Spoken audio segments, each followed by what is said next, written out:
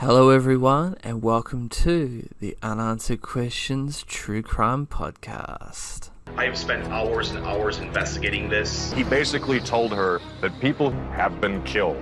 Journalists, independent investigators, people like that disappeared. It frightened her to the bone. There's more to the story than meets the eye. There were rumors of torture and homicide and sexual abuse, all sorts of egregious, horrendous crimes. He was polygraphed 3 times. Each of those 3 showed evasions. His resumes were a skeleton of truth. He was mad at the world, and particularly mad at the government. The study that he commissioned described a fictional terrorist attack. If people have died over this, it means you're getting close to the truth. You don't have to be a conspiracy theorist to say, what the fuck? Hello everyone, and welcome to another episode of my new podcast, Unanswered Questions, where every week we will endeavour to discuss a mysterious unsolved case that has many lingering unanswered questions. So I hope you enjoy, and as always, leave me some feedback on what you think about the show, and rate it as well. Now on to the show. This week we'll be talking about the death of prison guard Joey Gladden. On February 6th of 1996, Joey Gladden was found with a bullet in his head sitting on his sofa. He was still wearing his jacket and had just opened a can of beer. A .22 caliber pistol was found on the floor at his feet. Authorities at the time ruled it a suicide. Gladden was a guard at the Reno Federal Prison where Timothy McVeigh and Terry Nichols was sequestered. While prison officials denied it, Gladden had worked in McVeigh's cell block and had spoken personally to the bombing defendant. He told his brother John he didn't quite know what to make of McVeigh. At first he thought he was a nice guy, then later described him as a worm who deserved some old-fashioned justice. Both Gladden and his supervisor, Charles Chuck Mildener, were also concerned about corruption at the federal facility. It seemed they had good reason to be. Shortly after their arrival, 2 syringes were discovered on the bombing defendant's food trays. Could this have been a threat from other inmates angry about the bombing, or possibly a threat from higher-ups, a macabre message to keep quiet? When Mildener subsequently ordered only one person to deliver the defendant's meals, Warden R.G. Thompson countermanded the order, saying that it was too much trouble. Not surprisingly, prison officials denied that any contraband items were on the suspect's trays and stated in the Daily Oklahoman, quote, "The security of this institution has not been compromised. Reports that syringes and other contraband items have been smuggled into bombing defendants Timothy McVeigh and Terry Nichols on their food trays are absolutely false." End quote. Yet Mildener's lawyer, David Wilson, said numerous staff employees told him and Mildener about the syringes. Quote, "This came to me from other employees," Wilson said, visibly angry. "Do you think that all these people are lying?" End quote. Mildener was subsequently suspended by Warden Thompson. The well-liked and respected supervisor was getting ready to blow the whistle.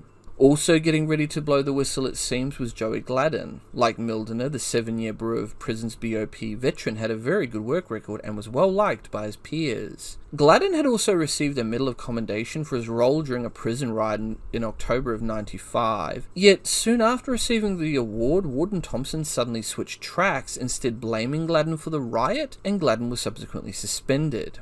Quote, "They stripped Joey of his dignity, of his pride," said his mother, Sharon Gladden. At the same time, Warden Thompson was being considered for the number 3 post at BOP. Did he need a scapegoat for the riot? And if so, why Joey Gladden? According to friend Tommy Lane, Gladden was very outspoken. He said what was on his mind, and that got him into a lot of trouble, sometimes with people. Yet another friend of Gladden's doesn't think Thompson needed a scapegoat for the riot, as 14 other riots occurred at prisons across the country during the same time. He said 3 before the one at El Reno. Thompson's office did not respond to questions about this. Whatever the case, Joey Gladden was frightened. The day before his death, the 27-year-old father of 2 spoke to his first wife, Shelley Walling, and told her, quote, "If anything ever happens to me, I have it all written down, right here in my book." End quote. When she asked what he was referring to, Gladden hesitated, then responded cryptically, quote, "We don't need to talk about it right now. I don't want you getting mixed up in this too." End quote. Perhaps Joey Gladden's diary entry of November 11th, 1995, shortly after his suspension, provides a clue. Quote, "What will being persuaded benefit me? I would be persuaded choosing the lesser of 2 evils. I will not let pressure from my quarter affect my ability to resist persuasions. I will never make decisions based on fear, anger, or guilt." End quote.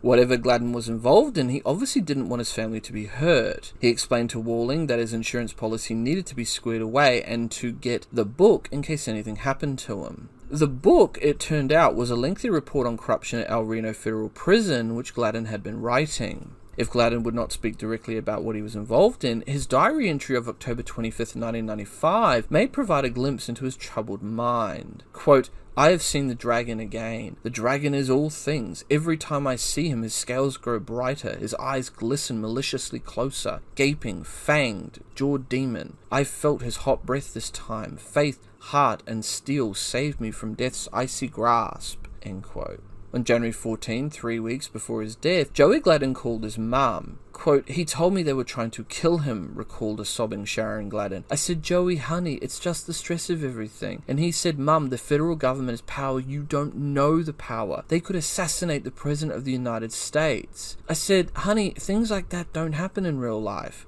Mum, just forget it, Joey replied. Don't ask me about it. The least you know about it, the better you are.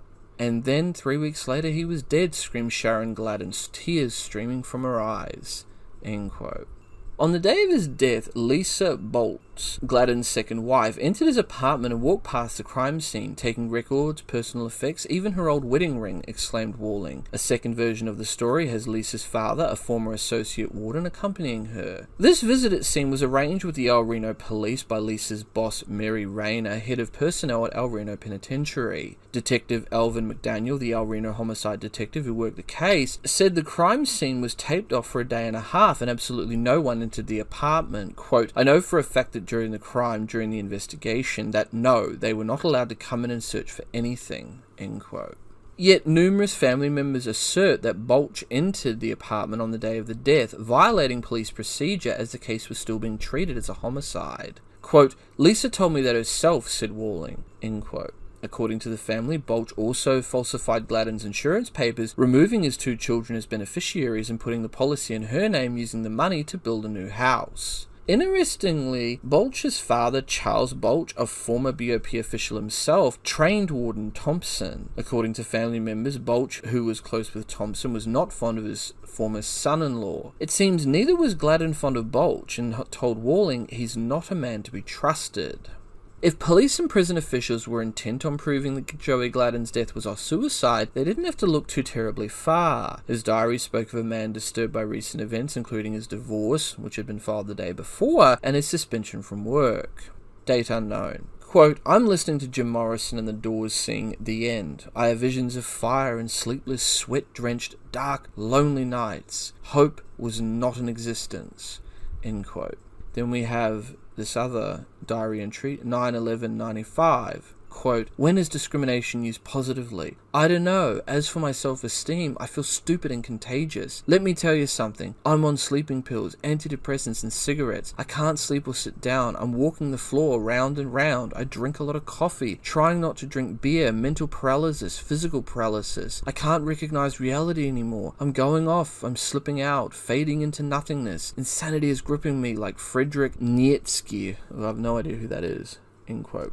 Detective McDaniel explained that he had copied these excerpts in Gladden's diary, which he claimed were fairly indicative of a suicidal individual. Yet, in spite of these portentous messages, there were 3 months of diary entries missing from the report. If a consummate writer such as Joey Gladden was intent on killing himself, why would there be no entries from 2 months up until the time of his death? McDaniel says he saw approximately 10 green notepads that Gladden used to write down his thoughts, poems, and music, but none of them contained any diary entries from December to February. When asked what became of the missing diary entries, McDaniel said, quote, well, I didn't run everything. I don't have any idea. End quote. It seems that not only were these passages missing, but the family never found Joey's incriminating book concerning corruption at El Reno Federal Prison. While Gladden had been seeing psychiatrists and had been prescribed antidepressants, the family alleged that the prison doctors had prescribed overly high amounts. They were giving him beer cups of antidepressants, said a lawyer close to the family. Way too much. Still, Joey's friend, Bill McCormick, spoke of a man flirting with death, and several of Gladden's diary excerpts gave the impression of a man totally unperturbed by the spectre of the Grim Reaper. Now we're going to read a couple of entries. 9/12/95. I feel invincible, impervious to danger. These inmates carry homemade knives they call shanks. It would take a silver shank to kill me. Then we have diary entry 9/15/95. I think death fears those who fear not him. He's been running from me for years. Rupert Brooks said, proud, then clear-eyed, and laughing go to greet death as a friend. end quote. A fellow prison guard, McCormick told police that Joey would sometimes play Russian roulette with his old single-action revolver. He would place one bullet in the pistol, he said, spin the cylinder and pull the trigger. If the gun didn't fire, he knew it would be a good day. Another friend apparently confirmed this story.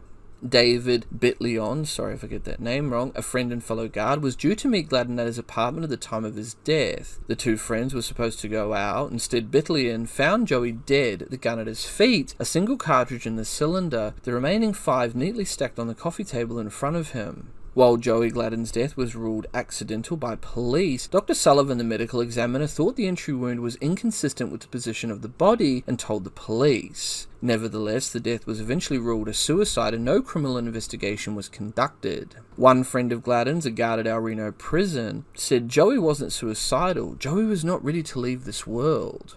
Other friends, including several fellow guards, refused to return phone calls or acted hostile when questioned. Several refused to discuss the simple suicide of their friend, even confidentially or off the record. According to Sharon Gladden, Joey's friend Bill McCormick advised her to back off the investigation.